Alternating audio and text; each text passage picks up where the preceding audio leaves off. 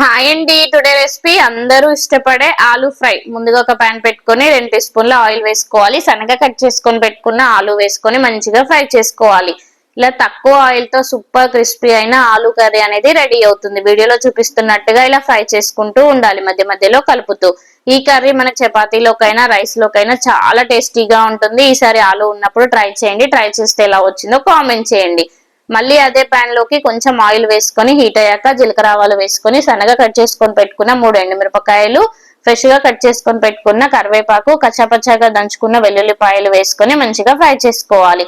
పావు tea spoon పసుపు వేసుకొని ఒకసారి బాగా మిక్స్ చేసుకోవాలి. వెల్లుల్లిపాయలు వేయడం వలన ఆలూ ఫ్రై చాలా టేస్టీగా కుదురుతుంది.